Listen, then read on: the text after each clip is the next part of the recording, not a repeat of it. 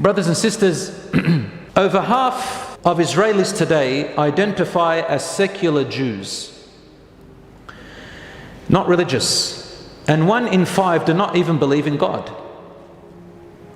Instead, they're tied up to an Israeli national pride, which is Zionism. And using religious texts sometimes becomes a contradiction. You can read Israel's religiously divided society in the Pew Research Center. I want to also explain something which is leading up to the signs of the last hour, by the way. The word Semitism and anti-Semitism. Have you heard of that word? To be an anti-Semite, Semitism. It's a word that some people throw around sometimes and can cause you a lot of problems. It's similar to when someone says homophobic or Islamophobic or racist. So sometimes they can be used in the wrong place. And what I want to say is this: we need to understand what that means and when it started and why. The Encyclopedia of Britannica states that the word anti-Semitism is a word coined around 1879 to mean racism against Jews, to describe the hostility toward or discrimination against Jews as a religious or racial group. Some say it is hatred of the Jewish race. And there are two meanings that people apply to this, especially among the Israelis.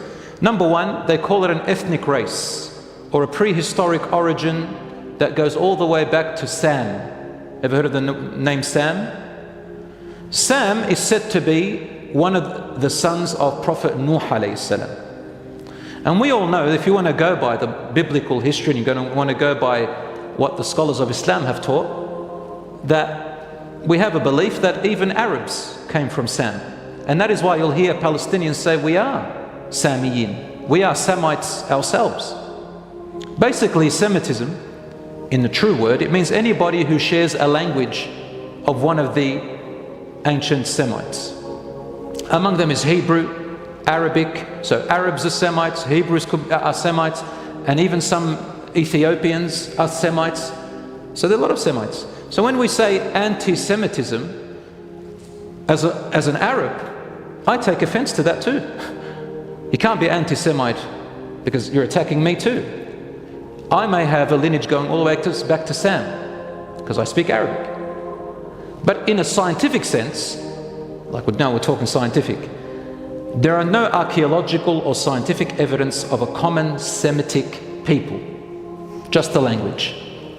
It's called pseudoscience, when you try to mix something that is a belief with reality. So really, that's the point. But right now they use this word, it was coined in the 19th century, to mean anti-Semitism, meaning racism towards Jews. Now, what is the Muslim stance on that? Brothers and sisters, I told you before, Muslims and Arabs have no problem with Jews or the Jewish race, or their culture, or their history, or their ethnicity, etc. Being anti-Semitic is an insult even to the Arabs, the Palestinians and the Muslims. We don't like that. In fact, Allah subhanahu wa ta'ala says, and I keep repeating that, in the Quran, Ya ayyuhan nasu inna khalaqnakum min dhakarin wa untha. O people, we have created you from a single pair, a male and a female. وَجَعَلْنَاكُمْ شُعُوبًا وَقَبَائِلَ لِتَعَارَفُوا. And we made you into nations and tribes so that you may come to know one another. Inna akramakum indallahi atqakum. The most honored among you to God is the one who is most righteous and God-fearing. Inna Allaha alimun khabir. Allah is all aware, all knowing. And the Prophet ﷺ said, لا فرق لعربي على أعجمي إلا بالتقوى. There is no superiority of an Arab above a non-Arab except in piety and righteousness. And one day a man from the Ansar ridiculed and insulted Bilal, or I think it was another companion who was from Ethiopia. He was black in color, and he called him a derogative racist name. Rasul ﷺ frowned at him and he said to him, إِنَّكَ امْرُؤٌ فِيكَ جَاهِلِيَّةٌ. You are a man, you are a person who still has the ignorant, old, uncivilized ways. And he had to ask Allah to forgive him. So brothers and sisters, we have none of that. Islam in the Quran does not even say that the Jews killed Jesus or attempted to kill him. It says from among the children of Israel who attempted, but it's in the New Testament which says the Jews killed Jesus. And in the Jewish scripture they believe that Isa alayhi salam, Jesus Christ, was born of an adulteress. that Maryam alayhi salam was an adulteress, they say. Not us Muslims.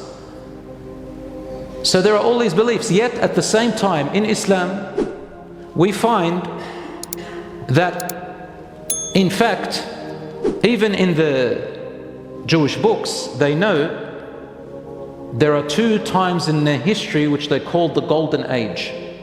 Have you ever heard of the Jewish Golden Age? The best, the most flourishing times for Jews in history after the kingdom of Judea was destroyed by the Romans and the Assyrians and so on, were two times, which they themselves in their books, as I said, have historical record, called the Golden Age of Jewish culture. Which ones are they? You can use this inshallah as you're talking, giving da'wah. Number one, in Muslim Spain, for approximately 300 years, give or take, between the 8th and 10th century, under the Muslim rule, the Umayyad Khilafah, the Khilafah al-Umayyah, which coincided with the Middle Ages in Europe, Jews were generally accepted in society and Jewish religious, cultural and economical life flourished. You can read The Golden Age of Jewish-Muslim Relations, Myth and Reality by Mark Cohen from Princeton University Press. Another time that they flourished, called the Golden Age, is under the Ottoman Empire. The Ottoman Empire, which the British destroyed in 1921 or 22 or so. And you can read a book called A Second Sephardic Golden Age, Economic Role of Iberian Jewry in the 16th Century Ottoman Empire by David Navarro. They lived in prosperity. So what are we talking about? Islamic extremism, fundamentalism, and I want to kill the world, and they're barbaric. What barbarism? If you want to call them barbaric, let's go backwards in time. As for now, there is confusion, there is fitna, there is propaganda. Whoever has control over the media has control over the narrative. Whoever has control over the media has control over the narrative. What is that saying? A beautiful, wise saying. The lion and the hunter.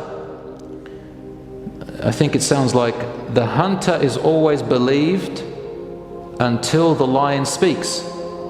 In other words, when someone colonizes a country or enters a country or takes over a land, or two armies have a fight and one overcomes the other, one defeats the other, they are the ones who write the history books and they tell you the story because the other ones can't.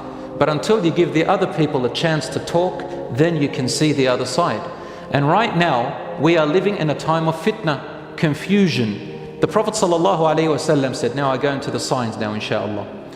Rasul ﷺ, he told us, بين يدي الساعة, in the times of the last hour, the end of this world, there will be years, خداعات.